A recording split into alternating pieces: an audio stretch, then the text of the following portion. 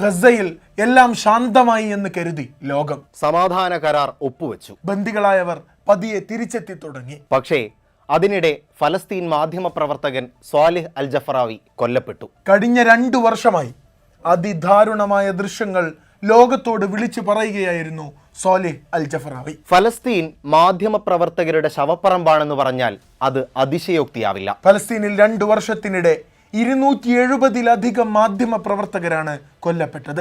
200ഓളം മാധ്യമപ്രവർത്തകർക്ക് പരിക്കേറ്റിട്ടുണ്ട്. 92 മാധ്യമ പ്രവർത്തകർ ജയിലിലാണ്. സംശയങ്ങളുള്ളവർക്ക് Committee to Protect Journalist, Reporters Without Borders, International Federation of Journalist വെബ്സൈറ്റുകളെല്ലാം പരിശോധിച്ചു നോക്കാം. ഓരോരുത്തരുടെയും പേരും ചിത്രങ്ങളും സംഭാവനകളും അതിൽ രേഖപ്പെടുത്തിയിട്ടുണ്ട്. Everything is documented.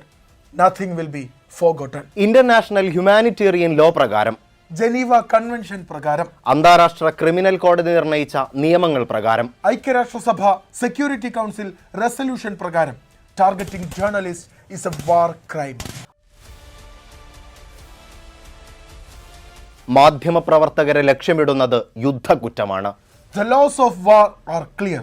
Journalists are civilians.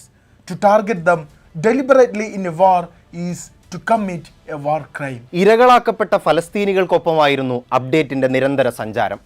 എഴുതിയും പറഞ്ഞും ഗസയോടും ഫലസ്തീനിനോടും അവിടെ പിടഞ്ഞു വീണ ആയിരക്കണക്കിന് മനുഷ്യരോടും ഐക്യപ്പെടുകയായിരുന്നു നമ്മൾ. റിസാല അപ്ഡേറ്റ്, ബിയോണ്ട് ഓബ്വിയസ്.